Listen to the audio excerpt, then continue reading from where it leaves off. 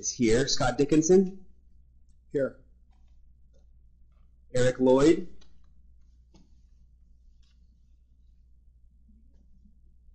Eric Lloyd is not present. Rain Niehaus? Is that correct? That's not correct, is it? Renee Niehaus? Not here. Kevin Walters? Vice Chair Lynn Atkins? Here. And Chair Levon Lewis? Here. We do have a quorum. And I'd like to make sure I understand who's in the north as far as staff goes. Is that Mr. Duarte there at the podium? Hi, John. Mike Corvina. Oh, Mike Corvina, I'm sorry. We'll work on the resolution of these TVs sometime, huh? So Mike Corvina is representing the Director's Office. Is there anybody from the Office of Health Information Technology? Consumer Health Assistance is here. Health Care Reform Unit.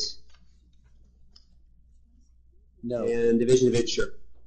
Yes. Division of Insurance? Yes, Okay, Alexia great. Emmerman. All right, that just helps so we understand who is available to take the technical questions. Please. Thank you. Well, first thing we have is public comment. So, do we have any comments from the public? Good, thank you. Please state your name and who you represent. Good afternoon. My name is Peggy Mays Johnson, and I'm representing myself. I am here to briefly share my story and to address item 5H on your agenda. Recently, my husband has been diagnosed with end-stage liver disease and has been told by his doctors that he's going to need a liver transplant. One would think that having medical insurance with a lifetime coverage of $750,000 with an increase on January to $1.5 million, that there would be no problem to be evaluated to get a MELD score to get placed on the transplant list. One would think, but that is not the case. We have been told by the hospital to which he has been referred that this is not enough. Without this transplant, he is going to die, and we cannot wait until the Affordable Health Care Act goes into effect in 2014, when there will be no lifetime limit on coverage. I am not the normal consumer of health care. I have spent my professional life as an advocate and have called upon my resources to make sure that my husband gets a new liver and will not die. Not everyone has the knowledge, the expertise, nor the resources I have to know what our rights are when it comes to getting the right medical care. It is crucial that people in our state are educated about the coverage that the American Health Care Act provides. Yesterday I was talking to someone who is working with helping people receive Social Security disability and told me that her dad explained to her that as a senior, this new health care legislation would deny him surgical treatment. He is convinced that this is true. His version of the death panels and this professional that I was dealing with believed him. There is a lot of work to be done in our community under the Patient Protection and Affordable Health Care Act. This act requires health care insurance exchanges to establish programs to award grants to navigators. I have to admit that the term navigator is new to me, but their mission is not. I'm here to support adequate funding of the navigator program to a level that would ensure success. I would also advocate for a mechanism which ensures a good working relationship between the navigator's office and the state office identified as the lead office in implementing this program. Our community must have a system put in place by 2014, a community already aware of the rights they have, the care they are able to receive, and the resources available to them.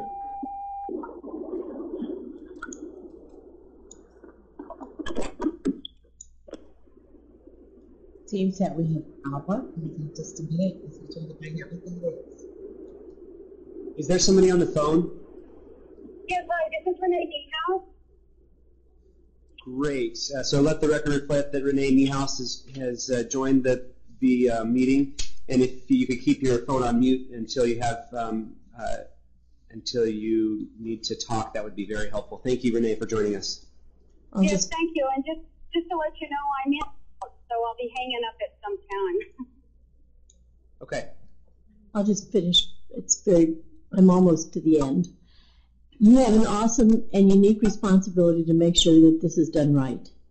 There are programs already working around the country that are great models on what will work and what will not.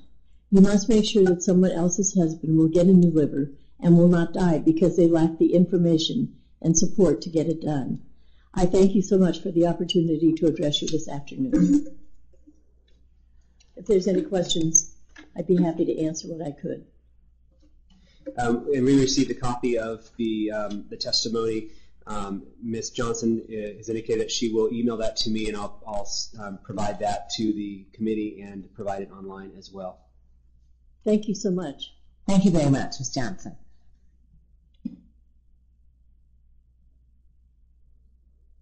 Next on the agenda is report from. I'm sorry. Do we have any public comment from the north? Do we have any more public comment from the south? Okay.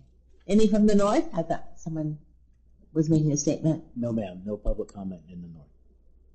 Thank you. Now we will have the first item, number 3, report regarding the following matters of the advisory committee, and will be instructed as to the responsibilities of the advisory committee.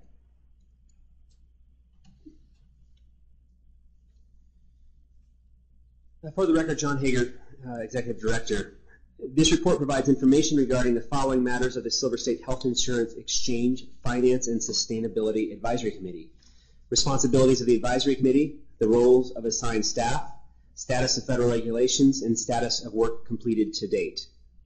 The Finance and Sustainability Advisory Committee is charged with reviewing the financing options to enable the exchange to be self-sustaining by January 1st, 2015, in compliance with the requirements of the Affordable Care Act. This advisory committee will be responsible for reviewing the projected operating budget of the exchange, evaluating financing options, including user fees, license fees, and other assessments, and developing a recommendation on a financing plan for the exchange, excuse me, and identifying statutory changes that may be required to enable the exchange to generate revenues to support its operations. The table that's on page 2 is taken out of the advisory committee calendar recommendations from yesterday's agenda. The 2 items that will be going to the board on April 12th are to develop key principles for financing options and to review projected operating budget of the exchange. The next advisory committee for the Finance and Sustainability Committee is Monday, March 19th. That agenda will have to be posted by Wednesday at 9 a.m. So we're going to be moving along at a fairly rapid clip. The budget itself will likely be done hopefully at the end of next week, so you're going to get it right before the meeting. I apologize for that, but there's just not enough time to get everything done and get everybody together. Mr. Eric Lloyd, I let the record reflect that Eric Lloyd has joined us, and we are fully attended now. The information and deadlines are subject to change, deletion, or addition as new guidance is issued by the federal government or as other conditions warrant. Please note that listed board meeting dates are based on the date on which the board is required to take action on a recommendation. It is recommended the committee provide its recommendations at least 2 or 3 weeks prior to the board meeting date. Staff will assist the committee chair with setting appropriate meeting dates and agendas. Due to the large number of decisions that must be made in the next few months, staff asks the committee limit the number of times it discusses any single deliverable to no more than 2 if possible. The first time as an introduction to the issues surrounding the deliverable, and the second time to make a recommendation regarding the deliverable.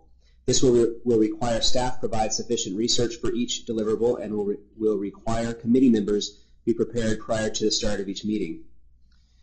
The role of assigned staff, it is expected that the functions of the exchange will impact the responsibilities of other state entities. Additionally, some state entities will have resources that can assist the exchange in the duties outlined for the committee. Based on the expected cross-functional impacts, staff members from the following state departments and divisions have been assigned to the committee. The exchange serves as the coordinating agency for administrative matters, setting agendas, and creating reports. provides guidance regarding the Affordable Care Act regulations, cross-functional impacts on other committees and costs. The Department of Health and Human Services Director's Office provides budget, funding, grant, and oversight support to all divisions within the Department of Health and Human Services, and have provided that oversight and help prior to our arrival with the exchange's staff arrival, and they still provide some support to us as we are very thinly staffed. Consumer Health Assistance assists consumers and injured employees in understanding their rights and responsibilities under various healthcare plans and policies of industrial insurance, provides outreach to various groups.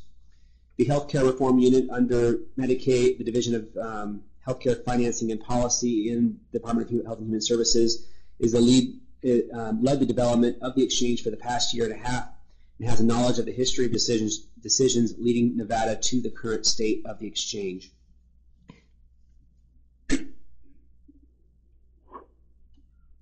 The Division of Insurance regulates the insurance industry and broker community and provides support as required. One proposed regulation has been issued that pertains to the duties of the Finance and Sustainability Advisory Committee. This regulation is the establishment of exchanges and qualified health plans that was issued on July 15th of 2011. The proposed rule implements the state exchanges, so discusses some of the financing and funding policies. It is not necessary the committee members study this regulation, as it was the basis for the responsibilities outlined above. A complete list of all regulations and guidance issued pertaining to the Affordable Care Act can be found on a link provided on page 3. Staff has completed a rough outline of the major items to be included in the budget in agenda item number 4, but no other work has been completed for finance and sustainability, so there's a bit of work to do. Now, there are not a ton of decisions to be made for this committee, but they are obviously vital to the operations, since you can't do a job without money. So with that, I'll be happy to take any questions. Are there any questions? Thank you very much. We will move on to a discussion and approve, if we come up with something, and provide direction regarding the operational budget of the exchange. And this is the initial review.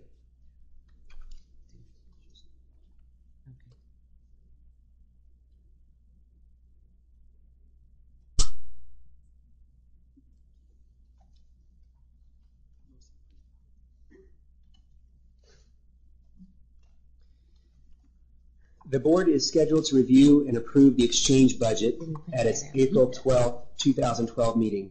This report provides a preview of the major expenditures that will be included for the budget. Oh, and it appears that this item was not included on the website. We will add that to the website probably on Monday. So if anybody in the public wants to see it, again, look for it on the website on Monday. Apologize for that being out earlier. I do believe that we sent it to the, well, you've got it, so I think we must have sent it to the committee. So anyways, this report provides a preview of the major expenditures that will be included in the budget. And this report is actually very similar to the report that we had yesterday. The table on page 2 provides major categories of expenditures for the exchange by fiscal year through fiscal year 2015. Various departments and divisions within the state are requesting funds be included to implement various projects that are impacted by the exchange.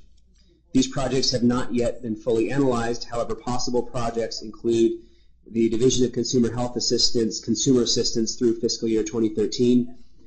For the Department of Health and Human Services, consulting services to provide market and regulatory research for the creation of a change management plan. And from the Division of Insurance, the implementation of the reinsurance and risk adjustment programs, depending on the final decisions, the recommendations of the advisory committee for reinsurance and risk adjustment, and the final recommendation of or final approval of the board. So anyways, on page 2, you see the table of the basic expenses split out by personnel, contract, and other direct expenses. You can see where we expect to have expenses in the fiscal year. Obviously, this does not provide a lot of granularity. To really know what the costs are, we have to break it out closer to monthly and have a better idea of how things go. We did provide costs for personnel to the board yesterday with the agenda item that requested the staffing plan. So those items have almost been completed. We had to go back and adjust one of the salaries, but for the most part, that one is done.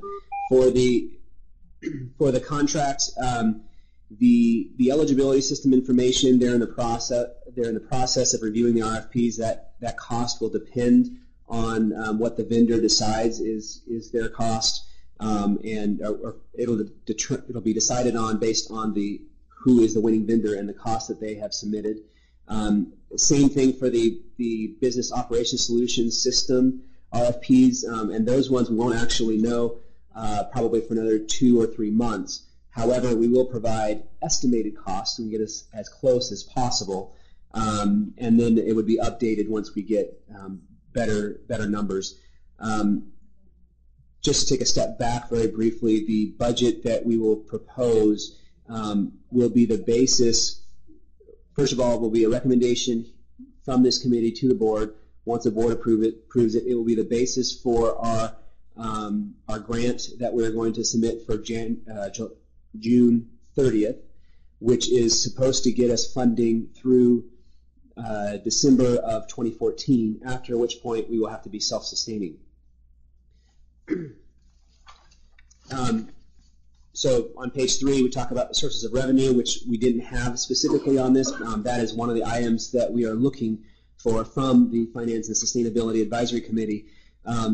Sources of revenue through December 2014, again, will be largely from the federal establishment grants already awarded to the exchange and those scheduled to be submitted on March 30th and June 30th of 2012.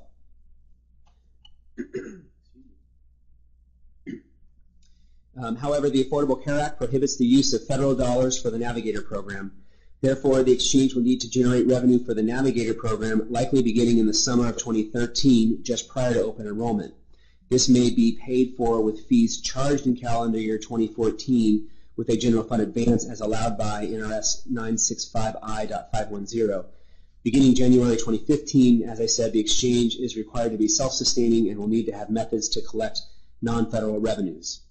A more refined budget and possible methods for revenue collection will be presented to the Finance and Sustainability Advisory Committee on, March 19th, I believe is a Monday, for recommendation to the board at its April 12th, 2012 meeting. And with that, I will be happy to take any questions. Do we have any questions from the committee? For the record, Eric Lloyd, the eligibility system, is that HP that's already been established? Is that contract, or is it a different eligibility company that will be procured? Mr. Torvinen, do you know, has that eligibility engine actually the vendor been selected yet? No, they haven't. I think there's still, is the RFP on the street? Okay. Per Shauna, they're in the evaluation process for the RFP. Thank you. Any further questions? Any discussion? Does anyone on the phone have a question? Any questions from Northern Nevada or discussion? Lynn Atkins. Okay, so this chart is the same chart that the full board reviewed yesterday. Is that correct? And yes. And please remind me, we approved it.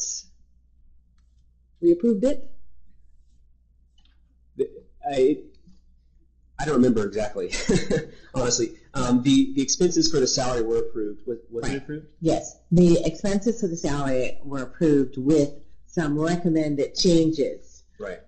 In one of the positions that was included on that particular budget.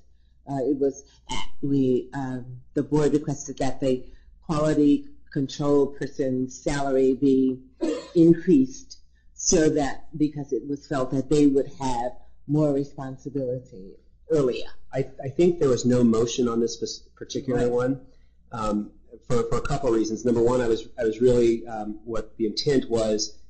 Did I miss anything? Is there anything that you see that I might have missed? And then the second part of that was bring it to this advisory committee. Again, is there anybody here that thinks that we have missed something here? And there is no dollar amount yet. Okay, and that was my question. I didn't think we'd approved anything, and so I was asking the role of the committee here at this point. But so it's for another set of eyes to kind of look at it and make some comments. Fabulous, thank you.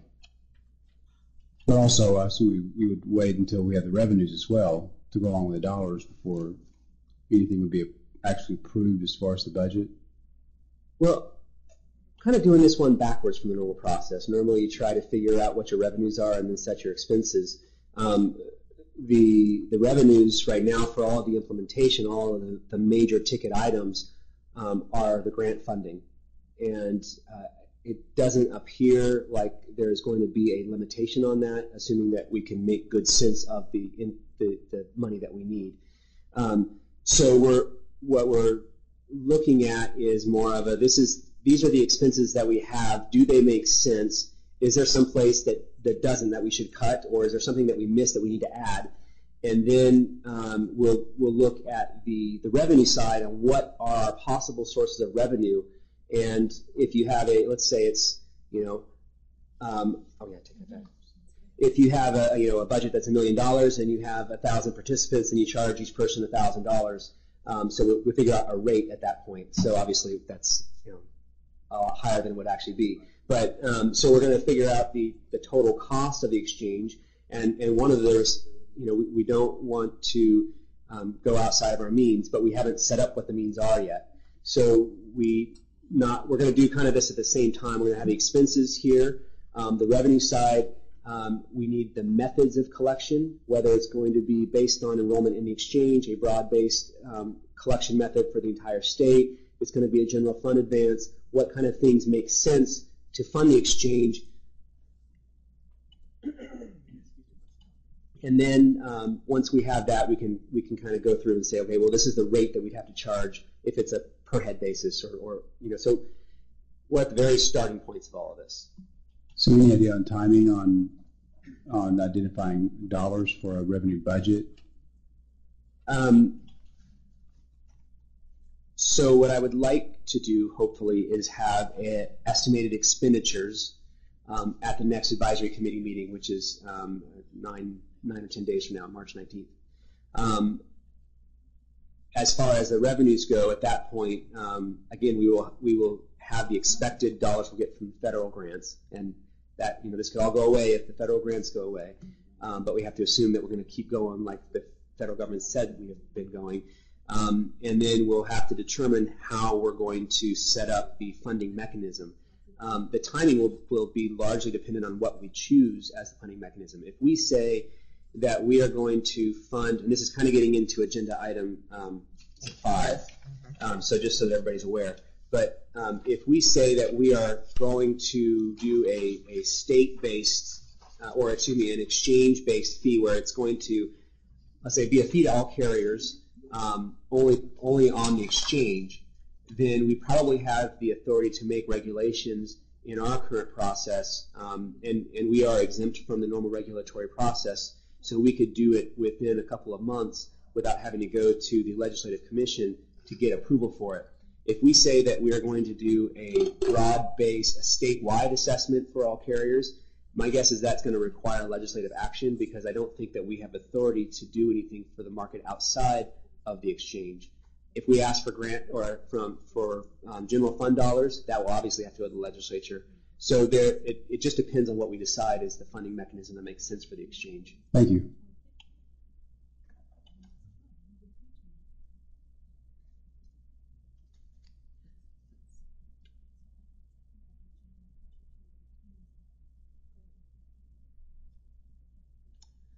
If there are no further comments or questions on that particular issue, we can move on to discuss and approve and provide direction regarding the key principles for financing options.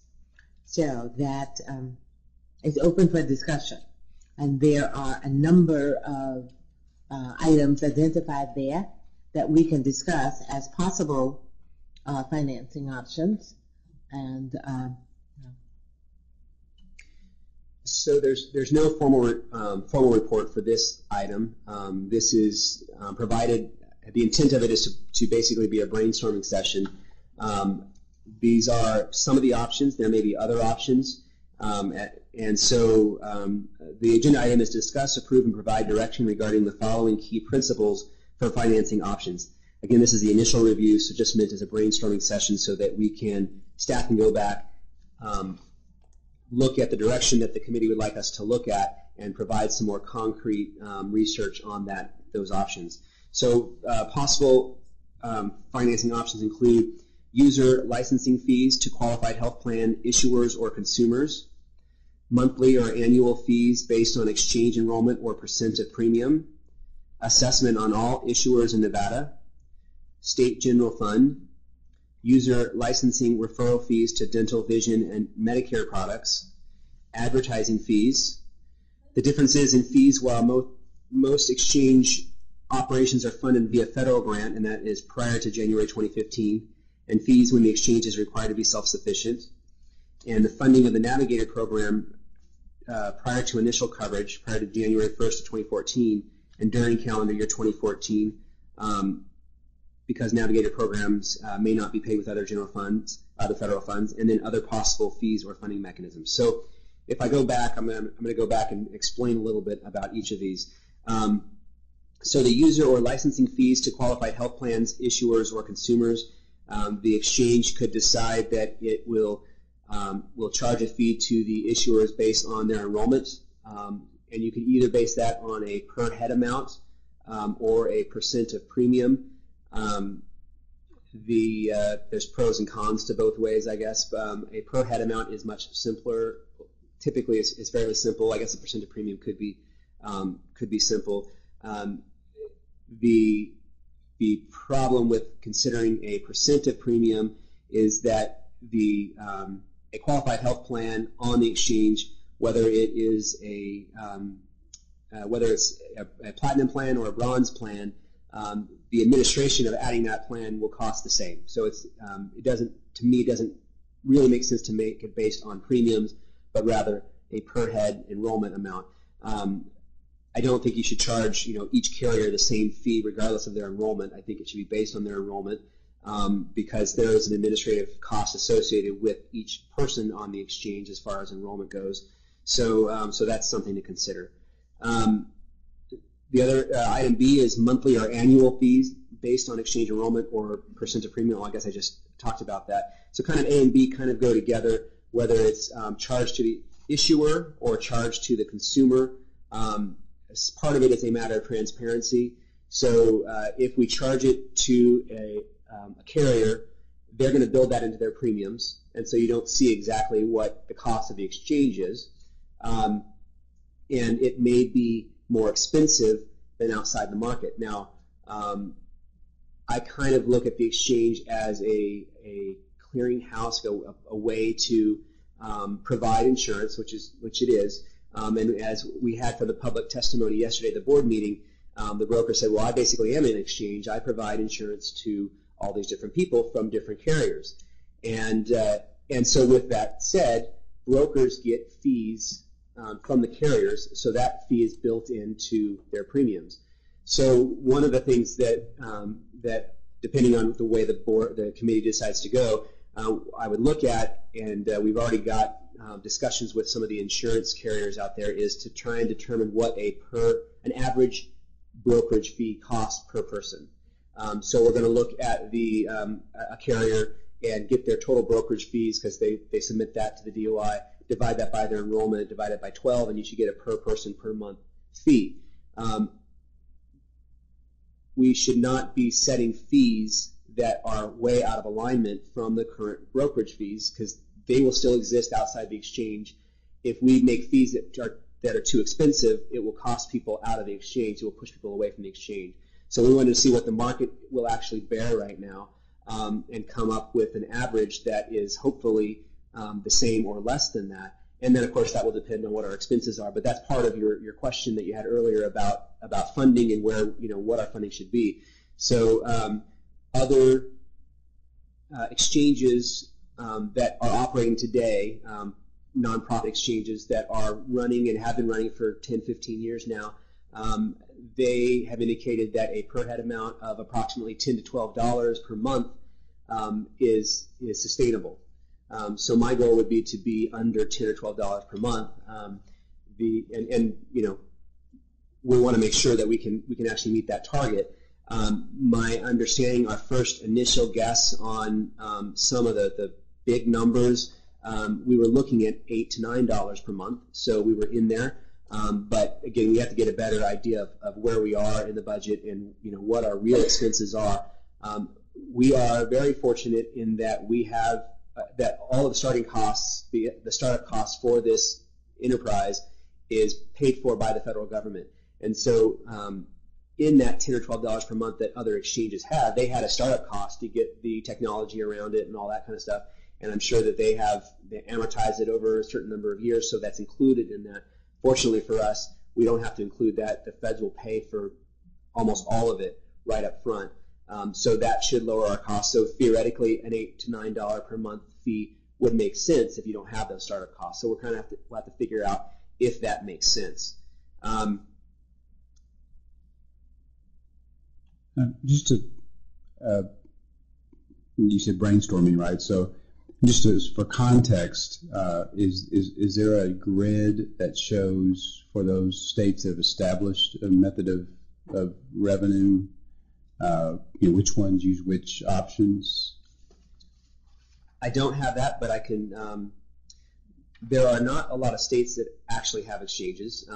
So we were looking basically at Utah and Massachusetts. There are some nonprofit organizations.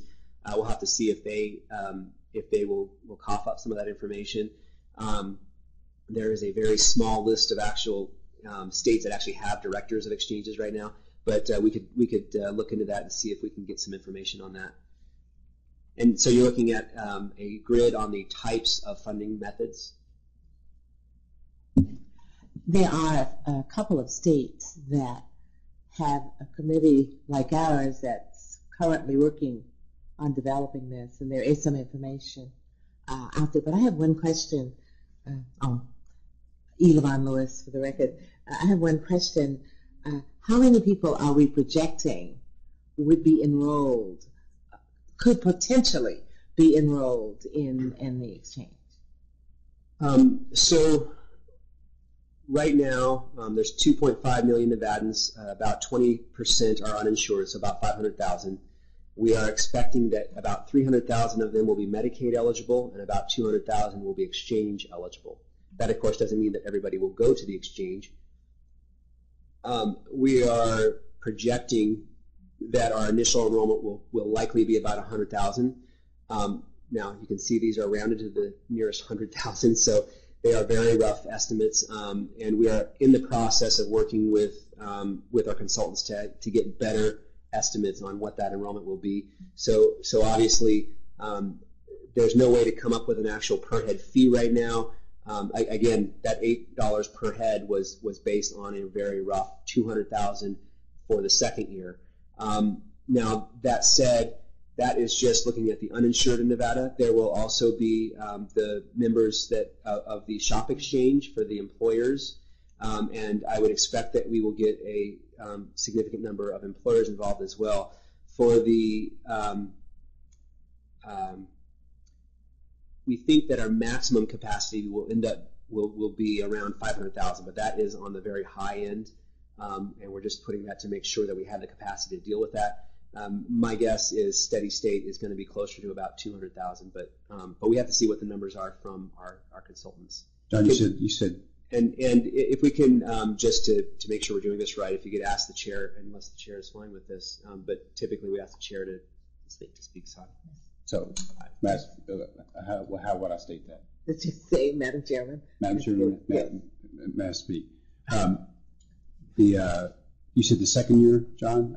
So did you mean 2015? Those are the estimates that you were referring to for that year? Yeah. So So again, very rough guess, about 100,000 in the first year, and probably steady state around 200,000. I don't expect that we'll have that quite in 2015.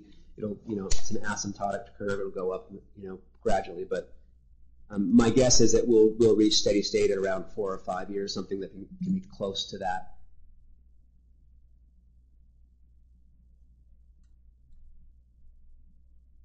Yes. Madam Chair, Eric Lloyd for the record. Yes, Mr. Lloyd. So maybe a directional way of looking at this, if this is the route we choose to identify funding for these roles, is I haven't seen the budget for all those positions, and so maybe what we do is to the gentleman's point earlier about how do we really ascertain what we're going to need from a budget instead of throwing out $10 to $12, $8 to $9. Maybe we understand what the costs are going to be, build an operating cost onto that, and then derive what the rate should be. If, again, this is the route we choose, I'm not suggesting that it's the best. Yes. So I guess I was not quite correct when I said we haven't done any more work. We have done some of this work. So first of all, the staff that the state has made a decision to put most of the risk for this enterprise on a vendor, the business operations solution vendor. So what we're doing is we're basically saying this vendor will come up with the software as a solution, the web portal, the premium aggregator, the shop exchange, the it's basically, it'll be, we keep saying it, a Travelocity for health insurance. You log on, enter your information, and based on your information, here are the insurance plans that are available to you and their costs. Choose one. All of that is being borne by this business operations solution. That kind of thing is for the most part, it's going to be a fixed cost, whether we have high enrollment or low enrollment. It is what it is. The more variable costs will be with the call center, and the BOSS vendor will be in charge of the call center itself. Because we don't know where we're going to fall in all of this, it's more difficult for a state entity to hire and fire than it is for a private entity. And so what we're going to say is, okay, vendor, give us what the costs are. And they're going to probably come back with, okay, this is the fixed implementation cost that we're going to say you owe it at these various times, and here's a per head cost for running the call center. So we have to decide what vendor makes the most sense, and that will be decided by these request for proposal selection committee, the RFP committee, that will meet to look at the various proposals. That said, you still need staff to manage all of that. And regardless of the enrollment size, because we put the risk of the call center onto the BOSS vendor, the management team is pretty fixed. So the management team that we put together, that we proposed to the board and the board has approved, it makes sense. So yes, we have done some of this work already. Madam Chair?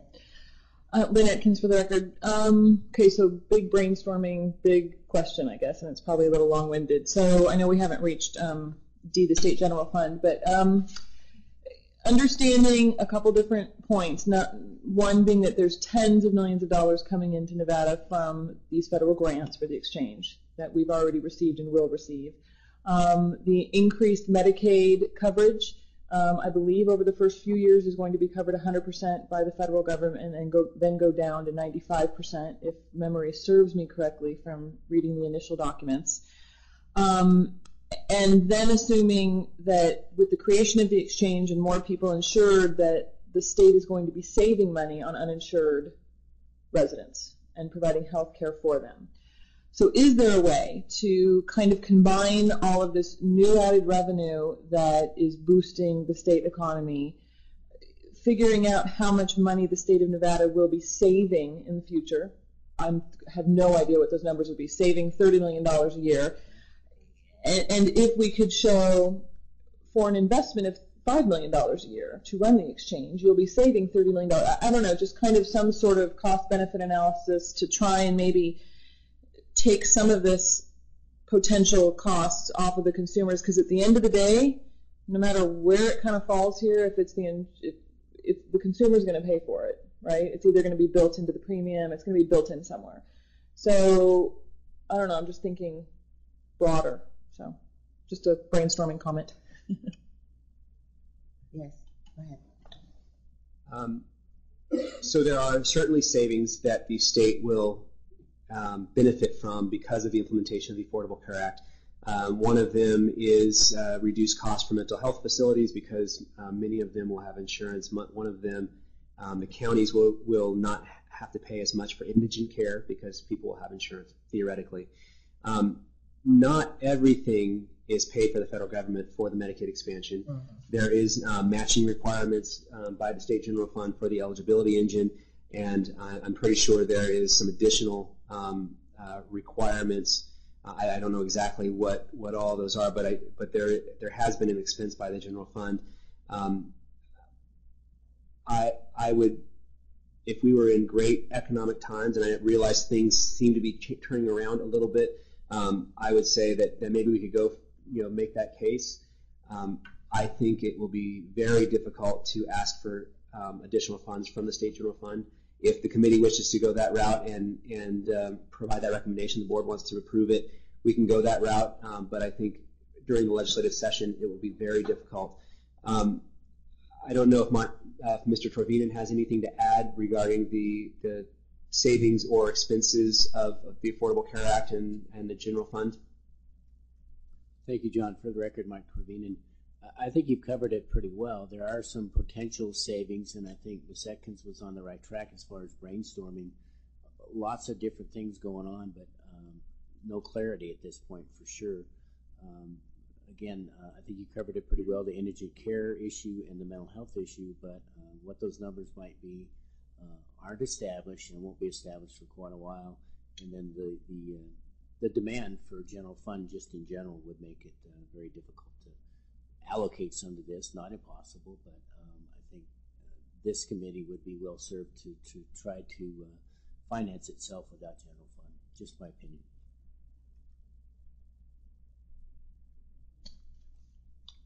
Do we have any additional comments? Yes. Don't need to state my name each time. Okay, Kevin, yes. For the record, Kevin Walters. Yeah. So the other measure, I suppose, is sort of the market value you mentioned before of the PMPM fee, correct? Which was your estimate to be $10 to $12 per month. So go ahead. That was I was just trying to get a context for that question, an alternative as far as instead of it coming out of the state budget. So Yes, go ahead. The $10 to $12 per month is a estimate from some of the current exchanges on how much they charge and to be able to be sustainable. So what I have heard is generally if you want to be sustainable, even without the state mandate, you need to be able to do everything within $10 to $12 per month. Now, theoretically, with the state mandate, we could charge more so that because of the premium tax credits, people will be pushed to the exchange because they can get something out of it and get premium tax credits. So theoretically, you can make it higher. I would not want to make it higher if I could avoid that. But yeah, the goal, I think, should be $10 to $12 per month. Madam Chair? Yes. For the record, Kevin Walters. What I was driving at was, from the perspective of the open market for the cost to the member, if you will. So their total premium, which includes this PMPM, correct? That's what I was trying to get back to. So my thought in response to what you're saying was if that's a market rate all in for the consumer, then that's something we can base it on, can we not? Yeah, I think so. Okay, so the market rate are you talking about the average brokerage fee so we can compare ourselves to the current market? Sort of the premium amount for the member, if you will. we're trying to get. Maybe you can explain how this works a little more. Okay, yeah. So if you look on, I believe there's a good illustration, yesterday's agenda item number 4. There are, and these are rough guesses, but it depends on a lot of different things. What happens is that all of the carriers submit their rates to the exchange, and then there is a percent of cost sharing that is based on your income, compared to the federal poverty level. And then we take the second lowest silver plan, and so I'll back up here. There's bronze, silver, gold, and platinum plans, and basically that means a platinum plan out of pocket. Forget the premium. The insurance will end up paying for out of pocket. They'll pay 90%, and you'll pay 10% on average. So when you'll pay coinsurance deductibles and copays approximately 10%. For the bronze plan, it's a 40-60 split, plus or minus a couple percent. So the consumer goes to, theoretically, the website, and they say, all right, I want something that is, gold level plan. I'm going to pay 20% of the cost on average. Based on that, based on their income, they will get a subsidy that is based on the second lowest silver plan. And then, so if they want to buy up, they want to have a more expensive plan of gold or bronze, or gold or platinum, then they pay whatever that extra premium is for that plan. If they want a cheaper plan, they can buy a bronze plan, but it's closer to a catastrophic plan. Madam Chair, Yes. For the record, Kevin Walters. I see now it's a sliding scale based upon income, and so it's not quite as simple as I was thinking. Thank you. Yeah, so the total premium that a person will pay is anywhere from $30 a month to maybe $700 a month, depending on the structure and the family members and all of that kind of stuff. So, and it could be more than $700 a month, especially when you start getting into platinum plans for families. Eric Lloyd, for Madam Chair, Eric Lloyd. Mm-hmm. And as I understood it, it is also predicated upon federal poverty level for the individual. So Indeed. if you're, just to add some more confusion to you, depending upon what federal poverty level you reside in, and if you're purchasing benefits, bronze, silver, gold, platinum, for a family of 4 or an individual, that then changes as well. And this was outlined in the presentation yesterday. Yeah. Lavon Lewis, I suppose we can consider a number of financing options. We can look at, consumer fees, user-based financing, a number of other. Right now, we are discussing the user licensing fees. Right? Yes, and one thing that I want to be careful about when we're talking about whether or not we charge the issuer or the consumer. If we charge the carrier, it is a cost of doing business. They increase the premium, and the premium, the subsidy from the federal government is based on the second lowest silver plan. If we charge the consumer after the premium, I don't know if we can include that fee as part of that calculation. So it may be an increased cost to the consumer. So we might get a bigger bang for our buck, get more subsidization from the federal government if it's included by the carrier, but I don't know if that is truly the case, and if there are any carriers here or up north, would be happy to hear their opinion. I don't know if we've gotten any specifics from the federal government on that. So, and regulations are supposed to be issued soon. I would keep saying that. They're supposed to be issued Wednesday afternoon. They weren't issued Wednesday afternoon, but we don't know if those regulations would include this topic or not. So they were supposed to be the mother of all regulations, but we haven't seen anything yet. So, Madam Chair, Eric Lloyd, for the record. I am with the carrier, and I think your original premise was correct, that it would be built into the premium. However, we're not a commercial carrier, so that's where there might be some ambiguity in exactly how that works, and whether you'll get greater funding through the feds as a result of it being pushed into the carrier fee or through a user fee. I'm not certain about that, but just I wanted to make sure everyone knew I was with a carrier, so I didn't speak up, and for the record, let them know that.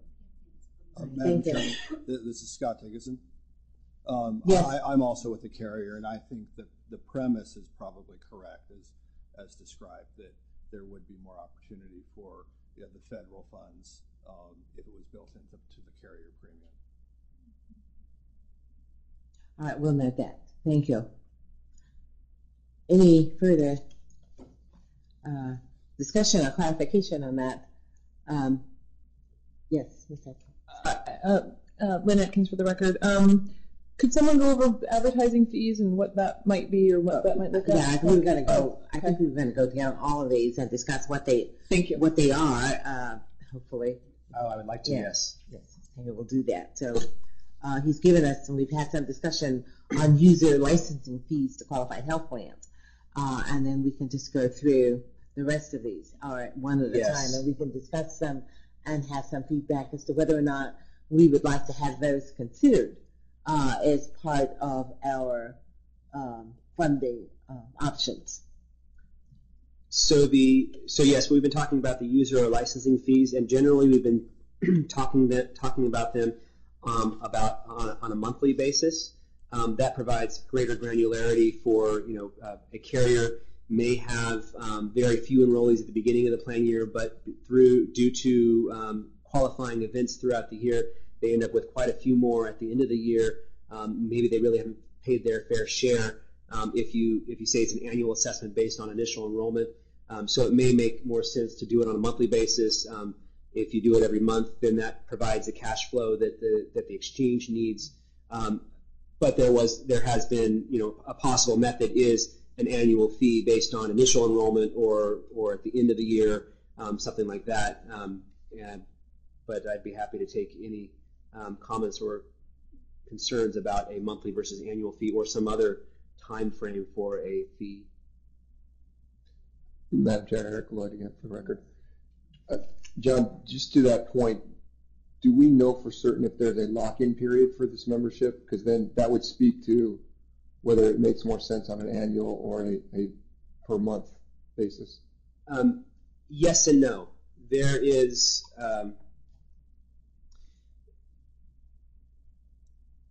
and again, there needs to be more clarification from the feds. In general, what we think is going to happen is to start coverage at the beginning of a plan year on January 1st, you need to sign up during open enrollment, which I believe is October, November. Exact dates, I'm not sure what the end of it is. It starts October 1st. During the rest of the year, you really can only join the exchange if you have a qualifying event, or leave the exchange if you have a qualifying event. So a loss of coverage through your employer, the birth or death or divorce or anything like that. So something that is typically a qualifying event would allow you to come on or leave the exchange in the middle of the year, but that's the only way that you could leave it or start in the middle of the year. That said, you could just stop paying your premiums and we'd have to terminate your coverage anyways. So leaving is a lot easier than joining. But there are a couple of exceptions. Those members of federally recognized tribes are allowed to come and go from the exchange on a monthly basis with no regard for qualifying events. If I remember from the testimony yesterday from the Healthcare Reform Unit, there's a rough estimate of about 7,000 tribe members in Nevada. So we're not talking about a huge population, but it is a population nonetheless. Additionally, those members of the tribe whose income is below 300% of the federal poverty level get fully insured, fully subsidized insurance coverage. So it is likely that a majority of those that are on the exchange, because the subsidization level goes from 138%, where Medicaid begins below that, up to 400%. If you're above 400%, you don't get any subsidy, but you can be on the exchange. So the majority of people in that band from 138 to 400 would probably fall below 300 and would therefore get fully subsidized coverage. If you have fully subsidized coverage, there is less incentive for you to leave the program. So they will probably come on when they need it and then stay on the program indefinitely. And I'm sure the carriers would love to have that because that's full subsidization from the federal government. So they'll, I imagine, want to really get the word out to the tribes members to get them on their plan. Just came up with a great idea for consumer assistance. Madam Chair? Yes. Just for the record, John, I think at the end of the meeting, someone was doing a little bit of research on the tribal numbers, and they were more like 60,000, which surprised us. I haven't seen anything. I know one of the women who actually did some of the research is in the audience again today and showed Dr. Ford. I haven't seen the numbers. I don't know, but they could be potentially bigger. Yeah, so we'll definitely, I'm glad to hear that. And one of the items I took back from yesterday's board meeting was to actually get better numbers. The other part to that is there is a difference in the recognition of tribe members. Currently, for Medicaid law, the law recognizes any member of a tribe in Nevada. But under the Affordable Care Act only recognizes those members of federally recognized tribes. We are not sure how many of those fall outside of that group, so we will definitely come back with better numbers, and that affects some of the other committees as far as consumer outreach goes. So we'll get better numbers for you on that one. Any additional comments on monthly annual fees based on exchange enrollment? Any comments from up north? No, ma'am. From the committee here? All right. You want to explain the next one? Item C is an assessment on all issuers or carriers in Nevada. So basically, if you provide insurance to somebody in Nevada, regardless of whether it's on the exchange or not on the exchange, you would pay a fee for that coverage. The good thing about that is it is much more stable than relying it on just the enrollment in the exchange.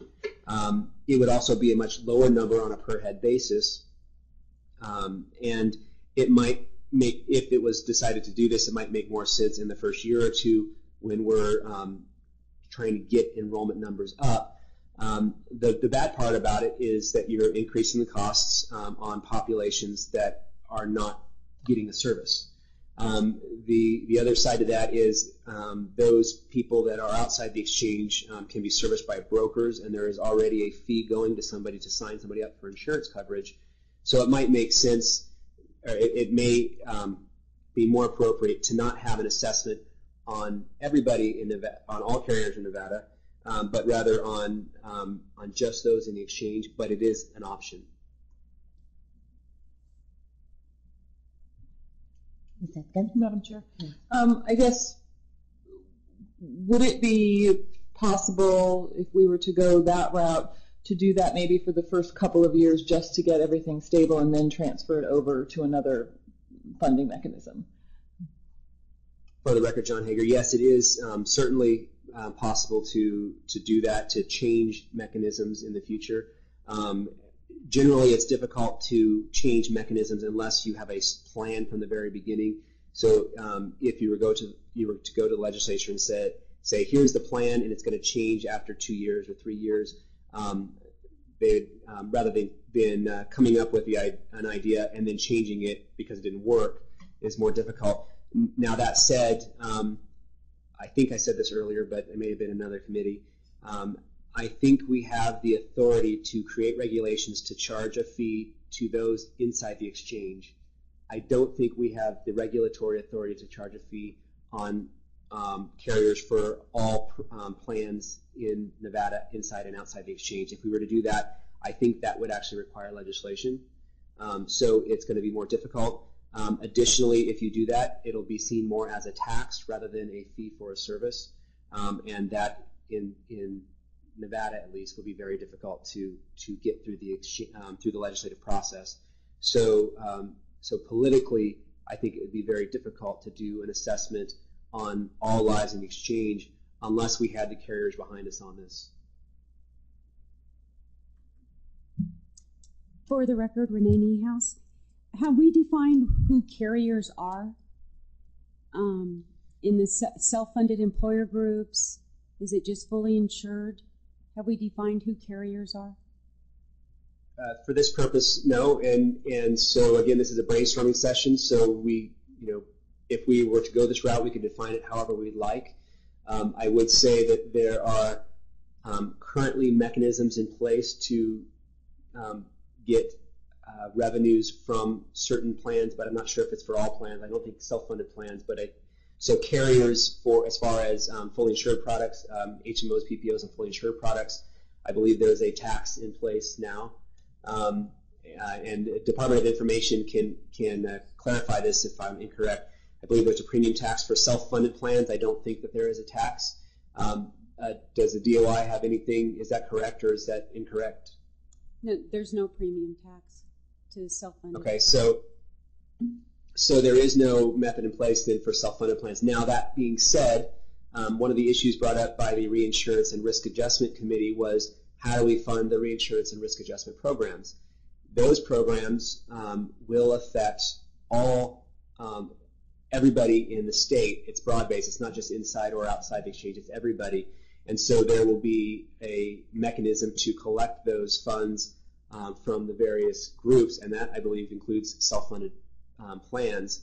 So there may end up being a mechanism in place to cover that.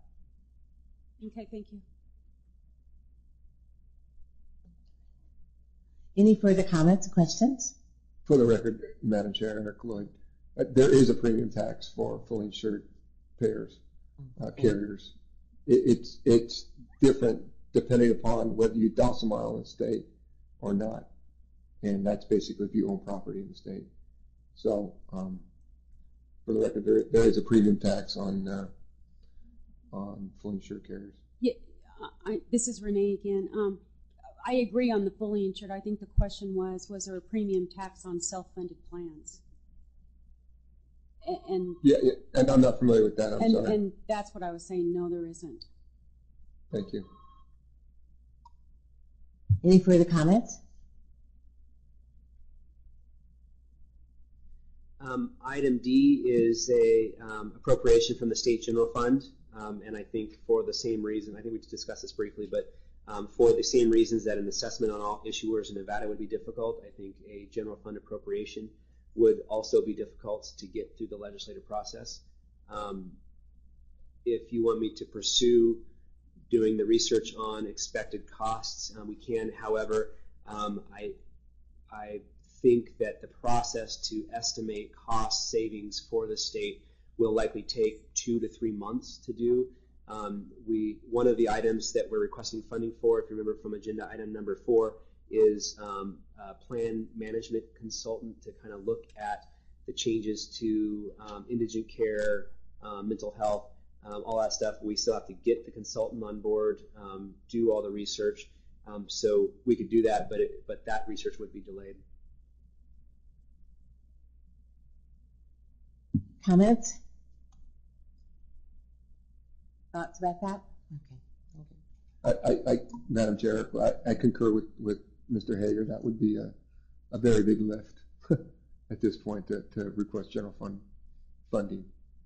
Yeah, I'm inclined to, recognizing how the state of Nevada funds things from the general fund. I'm inclined to agree. Okay, on to the next. Item E is user licensing or referral fees to dental, vision, or Medicare products or other products. So typically, as an employer, when you go to a broker to get insurance, you get your health insurance, you get your dental insurance, you probably get vision insurance, you might even get life insurance, although I think life insurance falls out of the scope of improving health. But one of the provisions of the Affordable Care Act is to provide dental services to children. It's a requirement. And if we don't provide a standalone dental product, we will have to ensure that any medical product that is offered on the exchange has a dental part, a dental rider to it, basically, for at least for children. I think it probably makes more sense to say, here is your health insurance. now here choose a dental plan, now choose a vision plan. There's a couple reasons for that. Number one, at least for dental health is very important to the overall health. There are studies between plaque on the teeth versus plaque on the arteries. If you have more plaque on the teeth, you're likely to have more plaque on the arteries and other things. So I think dental health is highly linked to your physical health. And the other side to that, in addition to that, if you offer these standalone plans, then you can charge a premium to them, an amount to or a fee to the provider of a dental product to help offset some of the costs for the health insurance. Now, if you were to go on and get coverage for your kids, the option to choose a dental plan would, I think it's required, so you probably had a requirement to get the dental coverage for kids, but for adults it would be an optional plan. But basically you go on, you say, all right, I need a medical plan, here it is. Okay, now I need a dental, so the next page is, okay, now what about dental? And here you are. And for any person that enrolls in a dental plan, the dental carrier would provide us with a fee. Now, it wouldn't be the same dollar amount that a health carrier would provide because the cost of service is a lot less expensive, but it is another method to collect revenues. I believe that we've had some testimony from dental associations that they have indicated they would like to have standalone dental products on the exchange. I have not heard from anybody that they don't want standalone dental products. I think everybody has been in agreement with that. There hasn't been a whole lot of talk about vision, but vision is typically provided alongside of it as a separate option. So again, if there is a provider or an issuer, a carrier that provides vision coverage, then they could come to us and say, all right, we want to provide vision coverage on the exchange. The one item that I haven't heard anybody else talk about is Medicare. The exchange under the Affordable Care Act is to provide health insurance to those up to age 64, because once you're age 65, you go to Medicare. However, if you're 66 years old and all your neighbors are talking about, hey, go to this website, you can get health insurance, and you go on there and we say, oh, sorry, you're out of luck. It seems to me we should say, hey, you know what? We realize you're 66 and you don't qualify for our coverage, but why don't we refer you to this organization, and maybe for that referral we get a referral fee. Again, another way for us to try and lower our costs on the health side. I have not yet reached out to the organizations that provide Medicare exchanges. There are a few of them out there, but I think they would likely be amenable to getting business. Comments? Up north, do we have any comments on this method of funding? No, ma'am. Here? Any comments? Madam Chair, Eric Lloyd, Yes. for the record. John, while I agree with your premise on maybe that's the way a commercial product works, where you have your physical medical insurance, your dental, and your vision. In the Medicaid business, which we talked about yesterday, there will be a significant amount of churn that occurs between Medicaid and who will become eligible for Medicaid and the bronze and silver level in the exchange. In Medicaid now, those services are provided under the Medicaid carrier for the two Clark-Washoe County mandatory enrollments. So I guess I'm having a hard time understanding how we could impose a user licensing fee on a dental or vision carrier when they're part of the Medicaid benefit in a Medicaid environment. You're following what I'm saying? So it's not as if you choose a different program like you do in a commercial environment. In Medicaid, it's all inclusive because it's federally mandated benefit coverage. And I know we talk about essential medical benefits that we still need to make sure we have down, but I think that would be a difficult lift again to impose a fee on the dental or vision carriers when they're part of the medical carrier that is provided under Medicaid. Does that make sense?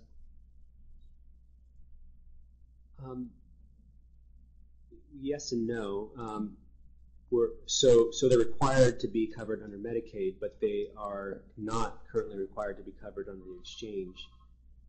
So are you proposing that the carriers contract with a vision and dental provider? If you're on the exchange, you have to provide that coverage? Actually, I'm trying to create consistency so that we'd have, for that churn factor. And I'm not proposing anything. I'm rather just brainstorming to an earlier point, right? I'm just trying to conceptually understand how it would work when we're trying to keep the coordination of benefits as seamless as possible.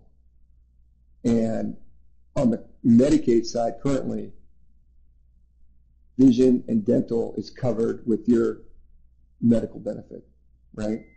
So if it's also coverage in bronze and platinum, it would be kind of a different dynamic that you'd be then charging a different fee and for the exchange. And if that's the direction that the committee recommends, I'd like to hear it, but I think it'd be difficult for at least the Medicaid side and create a consistency with the bronze and silver level for the exchange.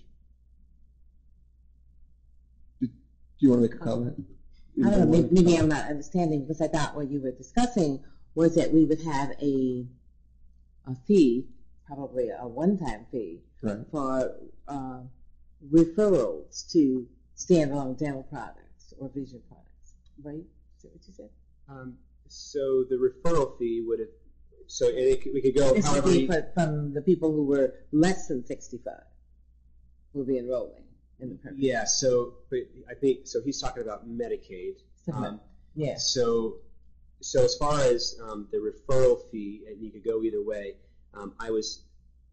the initial direction that I was thinking was a referral fee to get somebody onto the Medicare products, because we're not going to be providing really, we're not providing Medicare, but it would be all inclusive, whatever. You wouldn't have a separate one if they were just for the dental.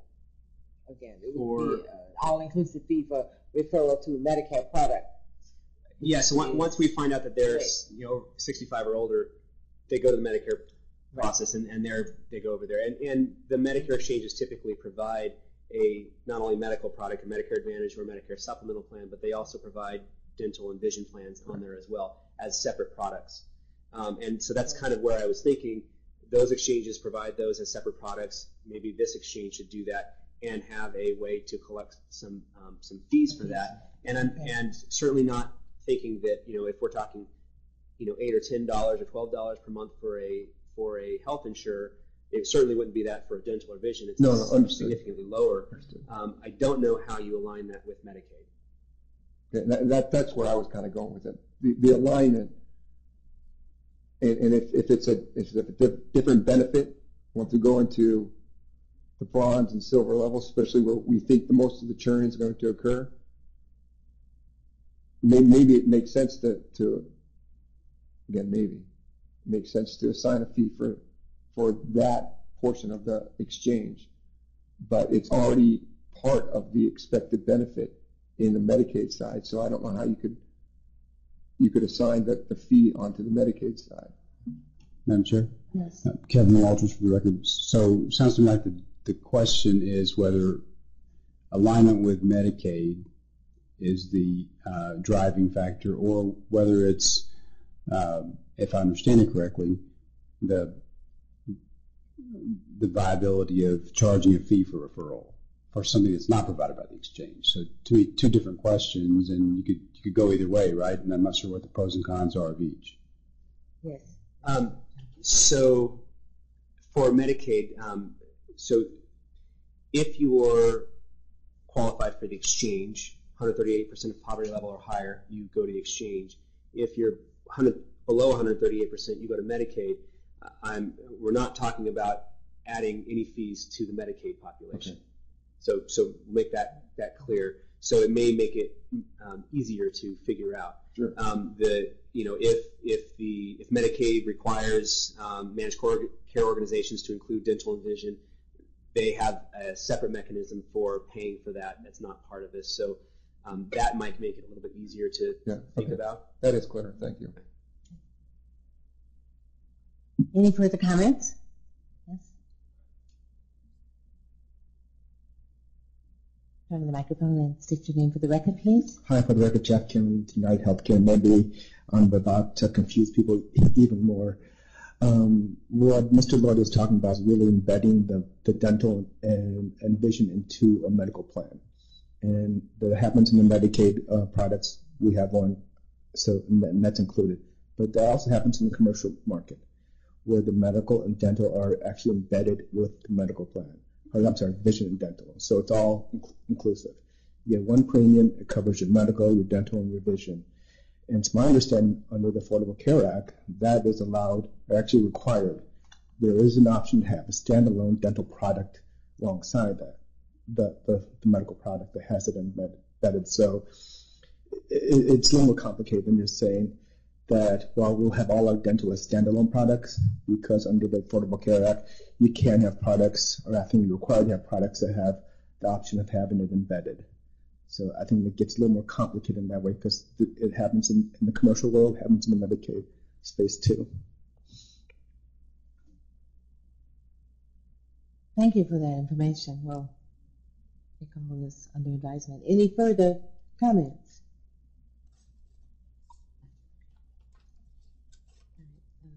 Advertising fees. Just a minute. Okay, give you a minute. Just to comment about that.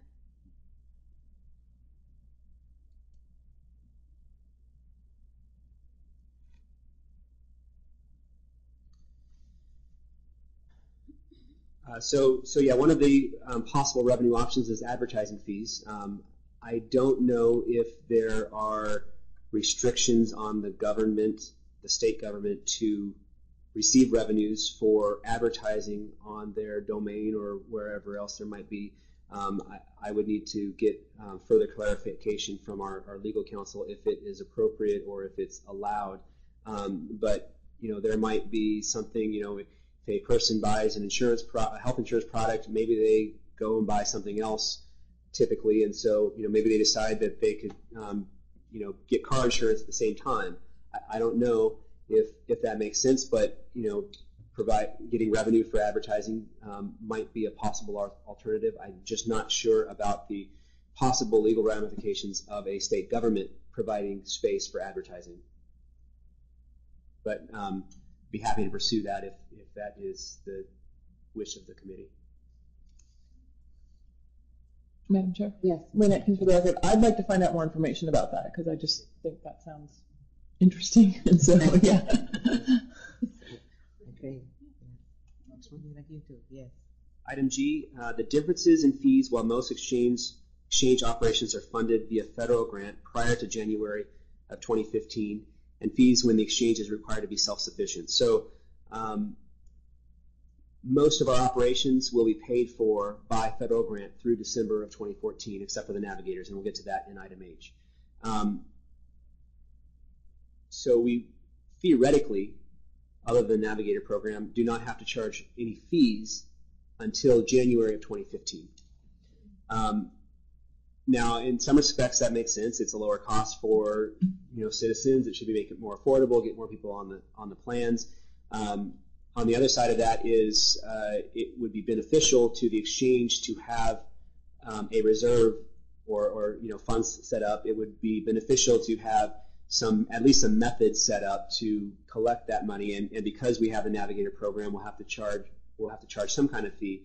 So and I don't know exactly if you can even have reserves if you're federally funded. And maybe Mr. Torvinen or Mr. Roos could answer that question. I am not a grants expert. Mike Torvinen for the record. There wouldn't be any way to stockpile federal cash, that's for sure. The Cash Management Improvement Act requires you to draw the money as you need it. So as far as the federal money, no. if you're charging a fee or something that was outside that purview, yes, you could I say stockpile, but reserve it for working capital or whatever. And when I say reserve, I'm not talking about a huge sum of money, but just enough to get you through the ebbs and flows. To, some actuarial estimate of a couple $100,000 or something. And when we're talking about multi-million-dollar operation, not a significant amount of money, but that's a possibility. And certainly, when there are no costs, you could still get some reserves set up even with a lower rate. The other issue with keeping rates lower in the first year is that there'll be a spike in the cost of coverage the second year. So we need to consider that as well. Perhaps you want to build up a little bit so that it can you can gradually raise rates through the implementation phase and then off for a couple of years. Of course, that means that you collect more money earlier. I'm sure the carriers are against providing more money earlier. Then again, maybe that's offset by the possible bump up in rates January of 2015. So something to consider.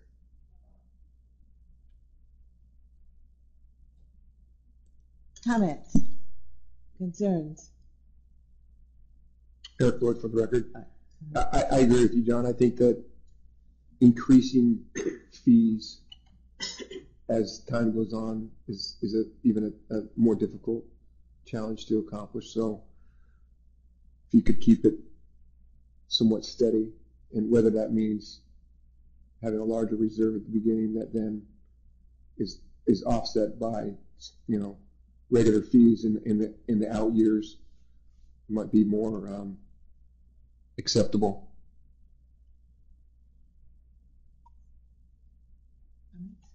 Chair, Kevin Walters for the record.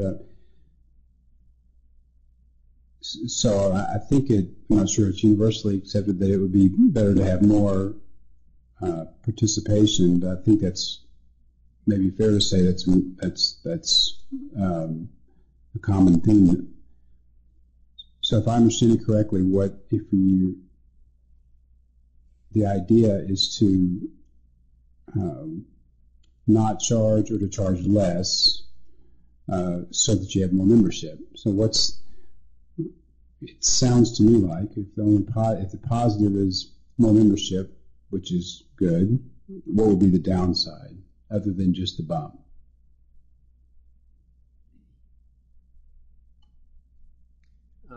So the downside is the bump itself, and if you have had to be in the carrier shoes with bumping rates up, that has been an issue. I believe there are provisions in the Affordable Care Act that require rate reviews, and if they're over a certain amount, then we get all up in your business and figure out what's going on. It may make sense not rather than charging just enough to pay for navigators in the first year, charge a slightly higher fee but gradually raise it over 2 or 3 or 4 years, so that we can have a balance, so that you charge less in the beginning, but not too little so that there's a bump, but then have a plan out in place that's at 3 or 4 years saying this is what we expect our rates to do because we're charging less in the beginning, and because we're federally funded, but we are offsetting some of those revenues will offset the requirements over the next couple of years until we get to that steady state in year 3 or 4.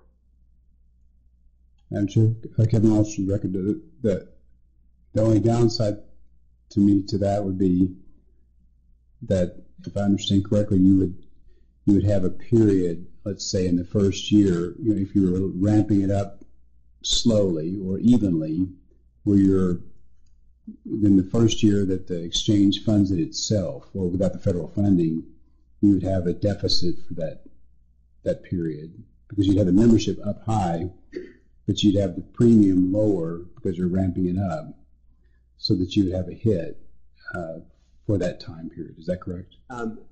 Not exactly. The intent would be that any funds that you collect for the fee while the federal government is paying for it would be used to offset the gradual increase later. So you would stockpile, if you will, a bit of cash to pay for the year 2 and 3 costs, so the rates don't have to be quite as high. So, for instance, let's say rates need to be $10 per person per month long term, but the federal government is paying for the first chunk of it. So we say, all right, rates are going to be $6 per month for the first year, and then the second year is going to be $8 a month, or 7 and 8 and 9 and 10. The money that you collected at $6 per month, where you didn't have where the other revenues were paying for that, you use that to offset the difference between the 10 and the 7, the 10 and the 8, 10 and the 9. Thank you, John. Any further comments? Thank you. Item H is funding the Navigator program prior to initial coverage, January 1st, 2014, and during calendar year 2014. So the Navigator program is going to be part of the expenses of the exchange, and so after December of 2014, it's just built in, theoretically, just built into our rate, depending on ramping up and all that kind of stuff. But theoretically, it's part of the rate that we would charge. It's an expense of the program. We divide it by we need the revenues, so we divide it by the number of total enrollment, and we get a rate per person. In 2014, the federal government will pay for everything except for the Navigator program. So if the Navigator program is 10% of our fees and the average, or 10% of our costs, and the average fee is $10 per person per month, then we need to at least generate $1 per person per month for that first year, plus whatever we want to do if we want to end up adding additional funds. The problem that we run into is we really need the Navigator program up and running prior to open enrollment, because we need people to actually join the program to get our revenues. And so we're going to have a big marketing and advertising campaign, and that part of it will be paid for with fees. But if we are providing grants to navigators or funds to navigators for getting enrollment, there's a question of when do they get paid, and many of the Navigator programs will not be able to have an expense and get it paid for later.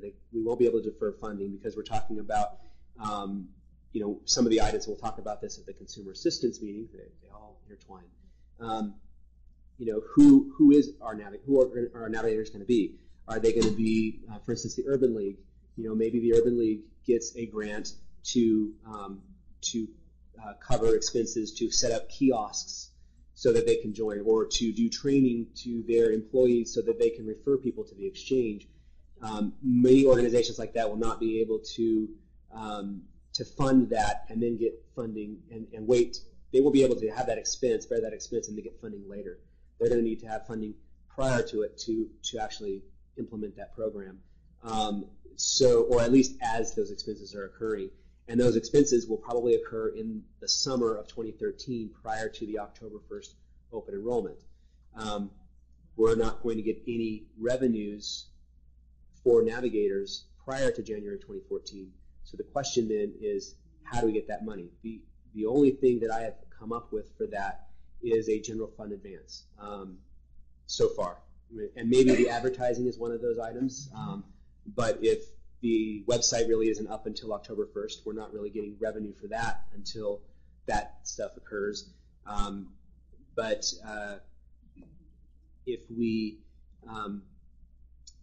can get a general fund advance for 25% of our expected revenues, and then we have to pay that back by August 31st of that, following the end of that fiscal year. So if we get money in, if we get an advance for the summer of 2013, we'd have to pay that back by August 31st of 2014.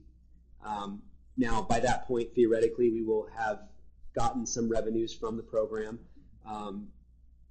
Part of the problem will be that the Navigator program will likely be expensive in the beginning as things are set up, and less expensive after they've been implemented.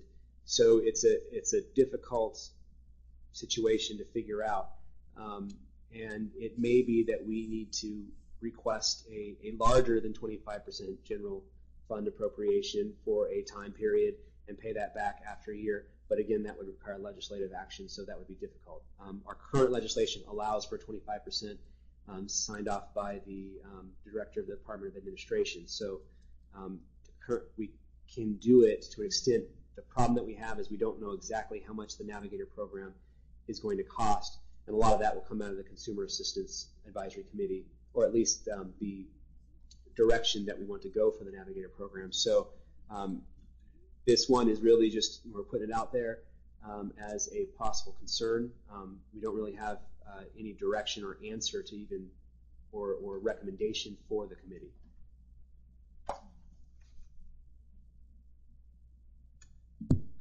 John, I have a question. You mentioned the current budget allows for 25%, and I didn't get of what?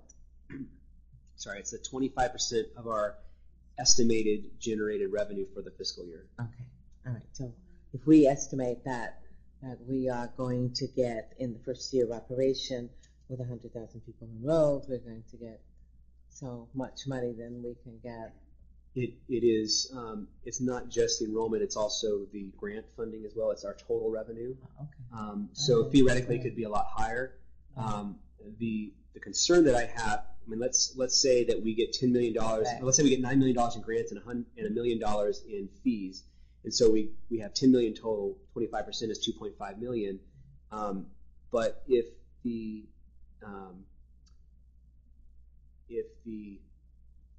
Navigator program is much more expensive in the beginning, then maybe it's more than $2.5 million, and we have to, bear those costs over the total plan year, or over the total calendar year, which doesn't align with the fiscal year. So there are some issues. Now we can get an additional general fund advance for the next fiscal year, even before we got that, and pay it back, and make it work. But there are some issues with a very expensive implementation, possibly getting enough funding to get us and paying it and paying for it through revenues received over the next year. So as we look at financing, we need to, especially in the first year, that we need to consider that possibility that we do have to pay back those funds.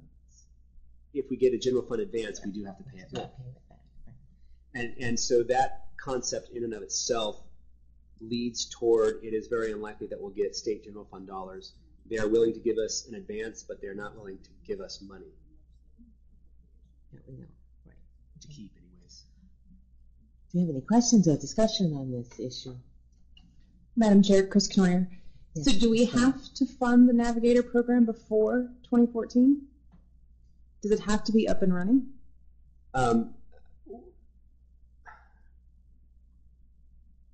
Yes, Madam Chair, Eric Lloyd. Yeah. I guess the question would be, how do you get enrollees in the program for the 1/1/14 date unless you pay for it prior to? That's the argument here, right? We need the funding prior to the program go live, so that there's information out there and you're recruiting people. So maybe I missed the, sorry, Madam Chair. Maybe I missed the intent of the Navigator program is to help people enroll. They serve as the broker. I thought the business operations solutions vendor was going to do all the enrollment. You want to comment on that? The business operation, so there's several parts to it. The business operations solution vendor provides the web portal, and they will provide a call-in center. So if you, when we're doing a marketing or advertising campaign and you're watching TV and you see the phone number, you can call up the phone number, and there's somebody live to basically go through the questions that are on the web portal, or they can go to the web portal themselves. Or you can go to a walk-in center, one of the welfare offices, theoretically, depending on how we work our agreements with the rest of the state. But one of the main components of the outreach effort is the Navigator program. I don't know if there are specific rules in the Affordable Care Act about when that has to be up and running, but the whole idea behind that is part of our market saturation effort to make sure everybody knows about it, so that you're getting not only you're getting the homeless person, you're getting the all sorts of aspects, The idea behind the Navigator program was to give theoretically grants to programs, typically nonprofit programs. And again, we're going to talk about this more in the Consumer Assistance Advisory Committee, but you can have a Navigator program that that is based on the grants. I think you can also have a Navigator program that functions like a broker, so that you go to a brokerage, a place, a person that sells insurance, or you go to a location and they say, okay, you're not eligible for the exchange, we're going to get you on a product, and the broker gets a fee. Or, oh wait, you're eligible for the exchange, let me hand you over to this Navigator who maybe we give a per dollar amount, not the $10 per person per month that we get, maybe it's a couple dollars per person per month, or some kind of a fee to that person that used to be a broker, but now they're a Navigator. So not sure exactly the direction that that's going to go, but I do think that at least the consumer outreach portion of it, with the nonprofit organizations, the churches, the soup kitchens, perhaps the urban leagues or United Ways, or those entities are likely going to be vital to the market saturation to get people to get on the exchange. Madam Chair? Yes. So, Chris Conner, so if the intent is to get enrollment into the exchange, is it fair to potentially consider charging the carriers an implementation fee, an upfront fee, something before the actual enrollment? At the end state, is the enrollment is going to go to the carriers?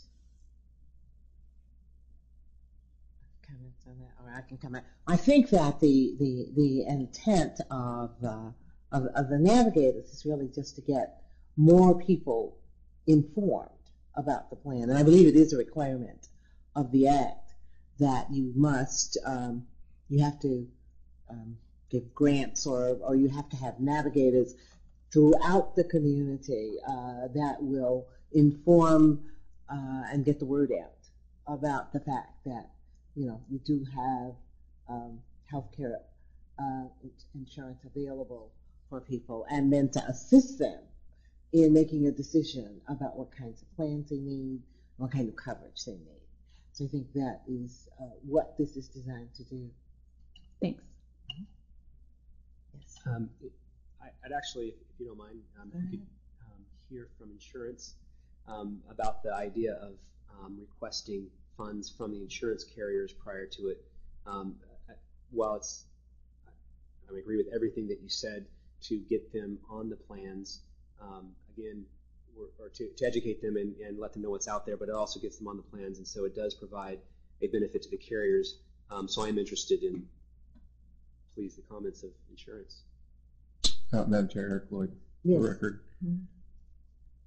I think fundamentally we have to understand who is going to be the Navigators before we can articulate exactly what the fee is going to be, or what we're going to need to have as a fee. That's my first, position, I guess, or question. Once we understand that, then we can decide what that fee really is going to be, right? If it's going to be United Way, if it's going to be the Urban League, if it's going to be the broker community, then we have a better idea about what the expectation is going to be on fees, right? I guess from my perspective, and I would welcome others from the insurance environment, because again, we don't have such a device in the Medicaid arena currently, and that's the area that I represent.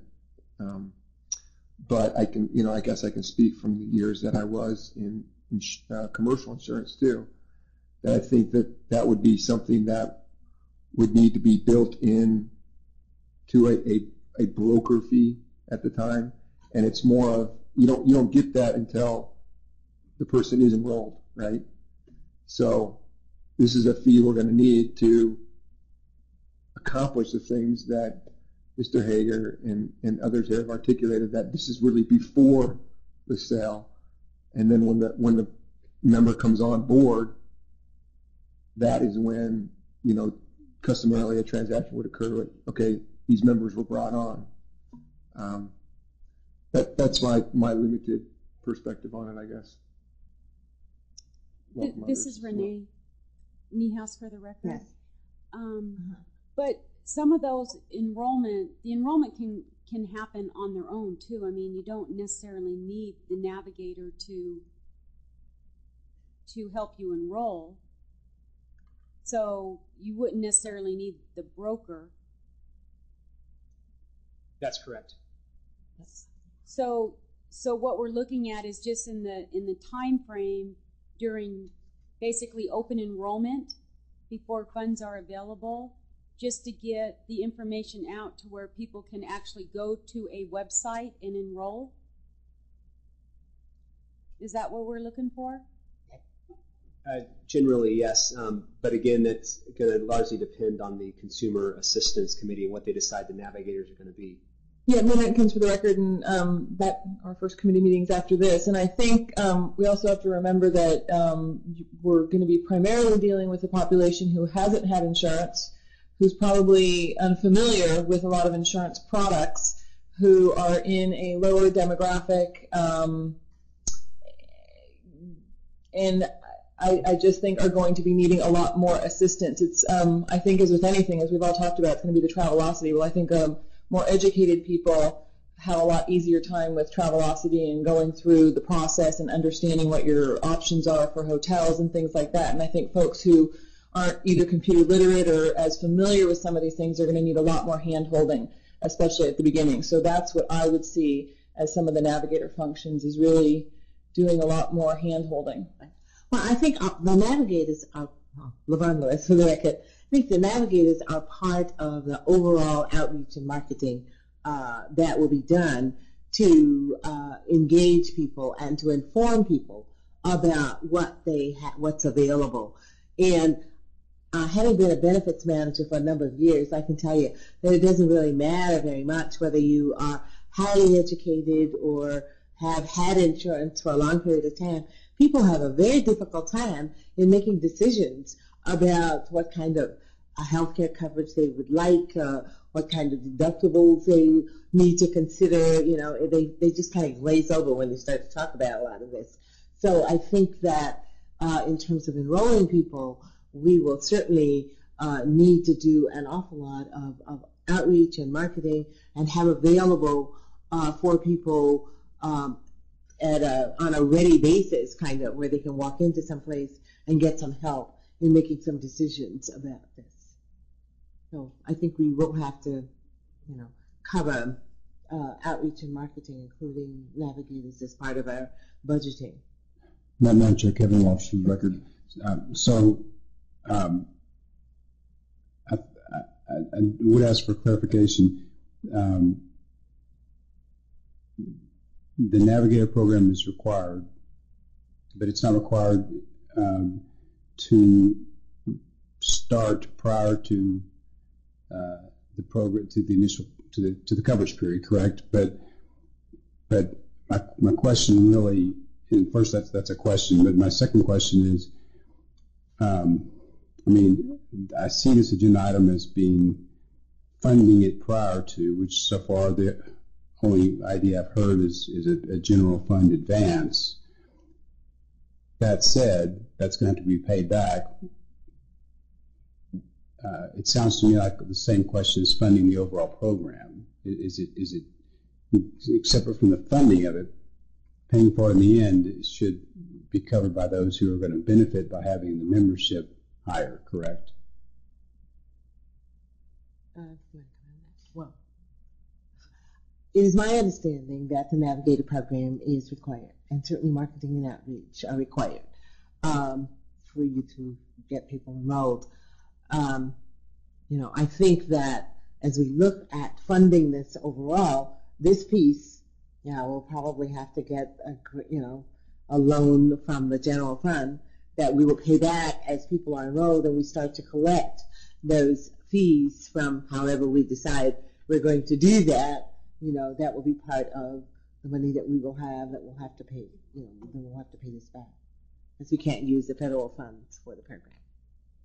And I don't know whether I answered your question. Do you have some comment on that? One additional comment. So the Navigator program is separate from the marketing and advertising campaign. Yeah. So the the federal government will pay for the marketing and advertising portion, just not for the navigators. So defining where the marketing and advertising end and the navigator program begins will be another responsibility probably of the Consumer Assistance Committee. Again, these items, like it says, it's an initial review just to get everybody thinking about it. If you have ideas between now and the next meeting, please, send them to me and send them to Ms. Lewis, and we can include them on the next. If it's done in time, include on the agenda. If we make the agenda broad enough, we may be able to talk about it anyways. But part of this discussion will depend on what the Consumer Assistance Committee decides the Navigator program should look like. Madam Chair, Kevin Walsh for the record. So given your comment, John, I guess clarification of either now or at the next meeting on the options of marketing versus Navigator expense. I mean, obviously, if marketing is covered and Navigator is not, what are our limits for marketing and the timing of it? Can you start that prior to the program? For the record, John Hager, we can start the marketing and advertising prior to that. In fact, we will probably choose the vendor sometime in the fall or early winter. The question that I actually need to look up is when is a Navigator program required to start? Depending on funding limits, we may need to delay that. However, again, I think I think the Navigator program is a vital portion of the total overall marketing program. So again, we'll have to see what Consumer Assistance decides. I think we're running into the next committee meeting. So do we have any further discussion on that? Well, we need to provide some direction regarding the statements of fiscal impact for recommendations to the board. So do we have some? So if we might stick to 5 for just a second. Yes. Is there something? Let me summarize what I think that we need to do, and if there are other items, please let me know. So one of the things we have to figure out is when is the Navigator program required to start. It may not make a difference, but we should at least know what that is. We talked about having a lower fee the first year when it's federally funded and then gradually increase it. I don't know if that is something that the committee was willing to look at, or rather just have a small fee to just cover the Navigator program and then bump it up January 2015, or have a relatively flat fee, but then we might have reserves for a significant amount of time. Was there a direction that the committee wanted to go on that? Madam Chair, Kevin Walsh for the record. I would like to definitely include the ramping up option as in the menu of options. Madam Chair, Eric Lloyd for the record. I agree with that, but I think that the communication is going to be key on this too, so that there's no surprises, and we're talking about very large entities that have to build budgets of their own. And as long as this is appropriately communicated, that this will be the step progression that we anticipate, and try to stay within that limit, obviously, is important. I think that's a viable option. I guess the direction I was recommending to the committee was start at a level where you didn't have to have the growth so large each out year, and that's where I guess my recommendation will go. Madam Chair, yes. This is Scott Dickinson. I think I would agree with those statements, and on the idea we talked about on, I guess it was item G with the increasing fees, I would actually advise against that, or I think we should look at a level fee to fund the Navigator program and being able to fully fund that early on, but also build up working capital, because eventually the exchange is going to incur additional capital expenditures, software upgrades, and so on, and you need to build in be building up working capital to fund those future needs, really from the beginning. So I guess just what I'd caution against is trying to keep the fees low early on, which I certainly appreciate as a CFO. But on the other hand, also making sure you are adequately capitalized to fund operations going forward. Any other comments from up north? Further comments on that I did from here? Yes, Kevin Walsh for the record, Madam Chair. So I would agree with those comments. My only concern would be just, again, if it is agreed that maximizing the membership is a goal, then that's then obviously the driver there is a lower fee. So to me, that's a little separate and distinct from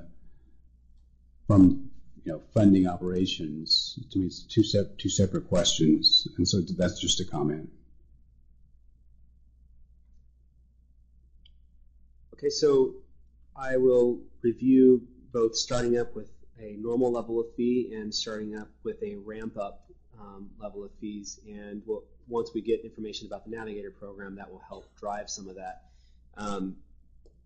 I think that the committee was in general agreement that a state general fund appropriation would not be allowed. So I think, or will be very difficult to pass through the legislative session. So I think we're going to disregard item D. And I think that goes with the assessment on all issuers, all carriers in Nevada. So I think the direction that the committee wants to go is a per member per month fee for enrollment just within the exchange. So I will bring back refined information regarding that with the, hopefully by that point, the estimated budget. And I think that's... Madam Chair, Kevin Walsh for the record. So just for clarification, John, are we saying both a combination of A per head and also, but still keeping the difference in fees in play, or are we saying A versus G? No, they are two separate issues. Thank you. I think that we were looking at a per head per month rather than an annual type fee. We're not going to lock it in because there will be changes in enrollment during the year. Hopefully not significant changes, but they will occur. Additionally, I doubt that the insurance organizations want to give us all the money up front in a year, and likewise, we don't want to wait an entire year to get the money, so monthly makes sense. And then you wanted me to, or I volunteered, I guess, to look at whether we can do advertising fees. Yes. There's still an open question about the possible per head fees for dental vision products. I don't think that there was any issue with the referral to Medicare. Is there if somebody that's 66 years old decides that they want to look on the exchange and we say, oh, sorry, nothing here, go to Medicare exchange, we're going to look into that, I would assume. I need to provide more research for the dental and vision, whether Mr. Kim indicated that there you had to allow the option of plans to provide, you had to allow carriers to provide plans that included dental and vision, and we'll have to see, I have to look at that and confirm that. And if that's the case, we'll have to figure out how we would do that on the exchange if that's where we want to go. Yeah, Eric Boyd for the record.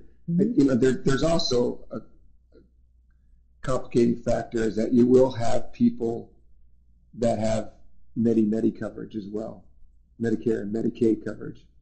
So I don't know that we considered that population as well, but when you're talking about a premium on a Medicare recipient or a Medicare plan, there might also be federal funding and state funding because they might have dual eligibility. So that might complicate that, putting a fee on a Medicare beneficiary as well. Or are you just saying you're opening up the exchange so that they can at least view things like on the Travelocity website, but recognizing they're not going to be eligible because they're already on Medicare. Right. So, for an example, so the state of Nevada moved all of their Medicare retirees to a Medicare exchange run by Extend Health out of Salt Lake City, Utah. So the idea would be you come in as a 66-year-old or a 70-year-old to the exchange, and we say, oh, sorry, we can't help you here because we don't offer coverage if you're 65 or older. However, here's this exchange, Extend Health. Why don't you go look on their website and have some kind of way to get a referral fee from Extend Health for just referring them to them, because they're going to make money off of that person as well. And then once they're there, they deal with all the Medicare rules. And once we determine that they're not eligible because they're over 64, we don't have anything to do with them because that's not the intent of exchange. But this is a way for us to generate additional revenue by saying, hey, here Medicare Exchange, whether it's them or Transitions Assist or whatever other Medicare exchanges are out there, they're going to get business from us by that referral. So why not try to get a fee? I don't know if they're amenable to that. Maybe they might say, you know what, I don't care. We'll get the business anyways. But we can start that outreach process. Yeah, this is Renee Niehaus. I would agree with that, and not just for potential to get a feedback, but the whole what we're trying to do is provide coverage for everybody, and so we don't want the Medicare eligible people, not having coverage because they don't know where to go. So, I think we need to provide some information and refer them to a carrier that can provide coverage for them. Thank you. Lynn Atkins for the record, and I think at the beginning it was also suggested, and I'd also love to see a chart of the other, I think it might just only be 2 states, it might just be Utah and Massachusetts, and maybe if we could just get, total population, number of people on the exchange and how they're funding it, just kind of a simple chart so we can kind of look at those numbers, that just might help also. Okay.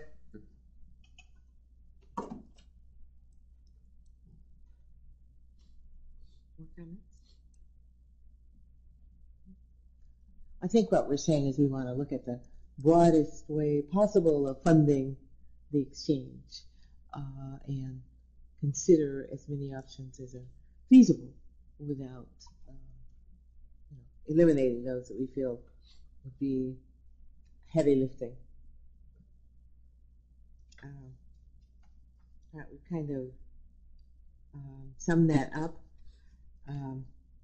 And now we're down to item number 6. Do we have some? And I apologize. One more possible option that has been brought to my attention, but the other suggestion for fees is a fee on doctors and hospitals. Now, I'm not saying that I support it, but I do want to make sure that we've talked about it. The idea was that because people are insured, the accounts receivable, the bad debt load on providers will theoretically go down because the carriers are paying for their coverage rather than an indigent fund that pays a small portion of the total cost. So theoretically, their bad debt expense would go down. So there was a suggestion that a fee be charged to doctors and hospitals. The problem that I have with that, the difficulty with that is I don't know how we would assess doctors and hospitals, number one. Number two, that's a quick way to make ourselves look like the bad guys. And it's probably not a great idea, but I wanted to throw it out there that idea has been provided to us. Do there any comments on that? Up north, are there any comments? No, ma'am. Any of the committee have any recommendations one way or the other as to whether or not we want to consider that? Madam Chairman, Chris Knoyer. I agree with the comments. I think it would be difficult to assess a fee and who that fee would go to and how that would be determined and who is actually seeing those patients today.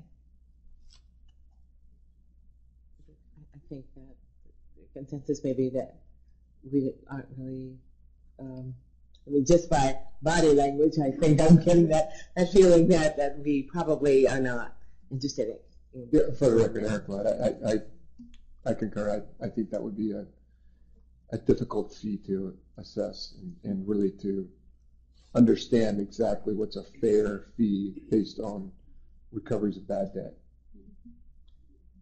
And this is Renee Niehaus for the record. I would agree with that. So I don't need an actual action by the committee. We're just looking at ideas to go back and research. Hopefully the next meeting on the 19th we can actually have actions that provide recommendations to the board. I'm ready to go on number 6 if you are. Yes, all right. So the discussion of statements of fiscal impact, that's kind of been going on throughout this discussion. It's on this agenda, and it will be on all of the agendas because we need to keep it in the forefront of our minds. How do these items impact other entities, the state? If there is if there's a cost to the state, it probably won't happen. We'll have to go back to the drawing board during the legislative session. We have to make sure that we are not overly burdening any particular group, that the fiscal impacts and the quality of life impacts are distributed evenly, if you will. That said, I recognize that we're talking about putting all of the burden on the carriers. However, the carriers are getting the business for it, so it seems to make sense, and I think that's a direction that this committee wants to go, so we will review that. So I've got nothing else for the fiscal impact item. Good. All right, thank you. Anything else? Discussion of future meeting agendas? I think we have our meeting date established. Madam Chair? Yes. This is Mike Corvine, and I just kind of feel a little bit compelled to make a couple statements here. And all of the discussion today was about some specific fees or revenue sources, and that's great. And early on in the discussion, somebody said, I think, what do we need? How much do we need? And that has to, in my opinion, be the start of the conversation. And I think John has promised you a budget next meeting. And the reason I say that is I think you've got to live within the state's budgeting process, and I think that's an important point to make because things are starting to happen, and the process is starting for the next biennium. For instance, the Navigator, pardon me, initial coverage starts January 1, 2014, and those need to be in place before then. So what's happening is you've got over 18 months worth of expenditures in the next biennium that you need to fund with non-general or non-federal funds. And we talked about how scarce general funds are going to be. That's very important. Everything kicks in January 1st, 2015, which would leave you 6 months of that next biennium. But if you're going to build a capital reserves and working capital, you're going to have authority to charge those fees prior to that time frame. So I think it's really important that the budget's in place to establish the expenditures that you believe you're going to need, and then you can frame or identify the fees or assessments or charges that will provide you the money to finance that. And then just very briefly, getting through the budget process. It starts January or September 1st, we'll be submitting an agency request budget, and then the governor goes through that. So you're going to have to get the approval of the governor for whichever kind of funding scheme or funding process you come up with. That's very important. And then that gets presented to the legislature, and you'll spend time working through that process also. So I just wanted to frame that and bring it into perspective on what you're doing, and what you recommend to the board has to fit within that framework. And then finally, I think statutorily, Sean and I were speaking a little bit, I think you're probably going to have to have some statutory change. I think you're going to be classified as an enterprise fund. The statutes don't specifically speak to that at this point. And if you look through the NRS, any other enterprise fund within the state of Nevada government's got some specific provisions in statute that allow for that type of financing and how it's going to work. So I think probably, John, the suggestion is to start thinking of that as part of the statutory issues you might face next coming session. So thank you very much. Thank you very much for those comments. We appreciate them. Any further comments? Future meeting agendas. We sort of know some of the issues that will have to be included on the agenda going forward. One will be the budget. Do you have any other comments on that, John? Yes. So we're going to be refining the items around the fees and the items around the budget. So hopefully those should really come together at the next meeting, although it's only 9 or 10 days away, so we'll see how much we can get done by then. There's 3 items on the May 10th meeting, so I was planning on having an initial review of evaluating the financing options, which is kind of what the key principles. Prepare recommending finance and sustainability plan, including any statutory changes that may be required. So that was a discussion about possibly changing our statutes to allow for a financing option, whatever financing option we can't come up with, and then presenting the entire plan to the board in May so that we can include it in the grant that will be going out on June 30th. So. All right. Do we have any public comment?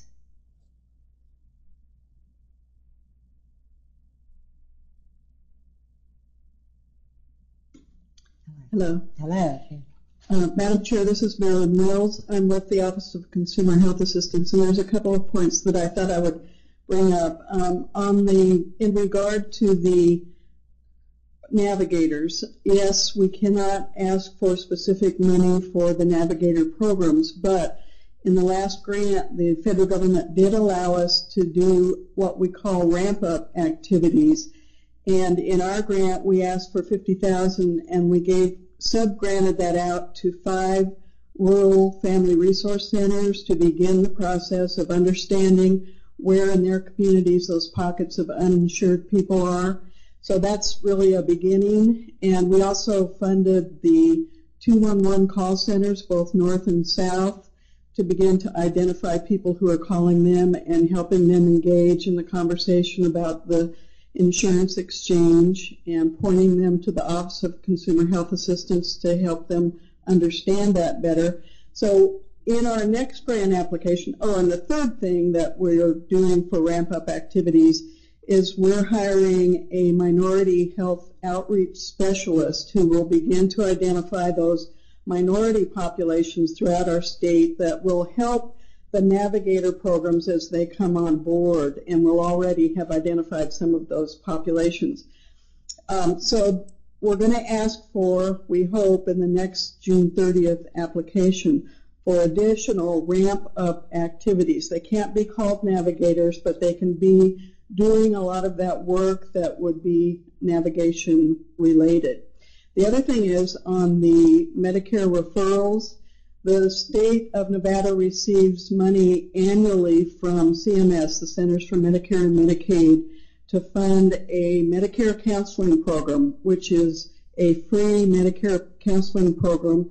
They aren't allowed to charge, but they're there to help any Nevadan who is eligible for Medicare. So I'm not sure that CMS would be, happy that we were going to refer people elsewhere that might be charged a fee. So that's just something that maybe you should know about. Thank you. Thank you. Yes. Hi, for the record, Jack Kim. Just want to make a couple comments. We spent much of today talking about fees, and I understand many of these fees are going to be paid by the insurers.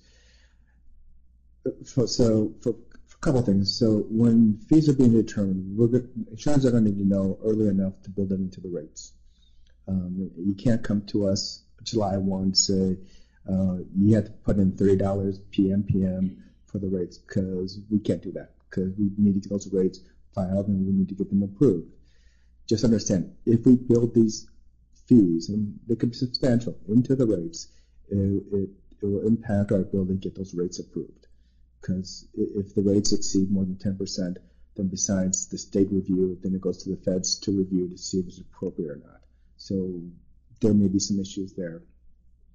Additionally, under the ACA, we only have a certain amount of money that can be used on admin. 80% has to go, 80 to 85% has gone to medical. So the amount of funds that are left for these type of fees and the operations of the plans and everything else we do are limited to 20-25%. So it makes it much more difficult to incorporate some of these fees when they're built into the premiums. Part of the discussion earlier was, do we build this into the premiums or do this separate from the premiums as an add-on?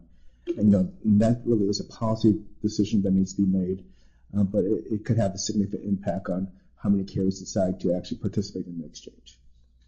Thank you. Thank you for that information. Yes. Debbie Ellis for the record, Madam Chair. Just wanted to make a comment in reference to the navigators and their role in the minority communities, especially going into the statistics. And John, if you can help me with that, my understanding is that the Hispanic community, 45% of them are uninsured, and they represent over 30% of the total uninsured in Nevada. And part of the provisions in the Affordable Care Act is for the navigators to provide linguistic and culturally appropriate outreach, education, and awareness. So just wanted to make a comment in reference to the marketing and advertising process of the implementation of the exchange. There will be funded a campaign for awareness in the minority communities provided by those several nonprofit organizations that already exist throughout the state that can properly, culturally, and linguistic provide that outreach and awareness campaign, and then change from that role into the actual enrollment and navigation could be a way to look at this for funding for implementing the exchange. Thank you. Thank you very much. Any further comments? Any public comments up north? If there no further business, the meeting is adjourned. So the next meeting is supposed to start in 1 minute, but if we can put that off for maybe 5 or 10 minutes, that would be helpful. So 3:30. Well, Madam Chair, if you're Madam Chair for the next meeting, 3:35, 3:40, 3:40.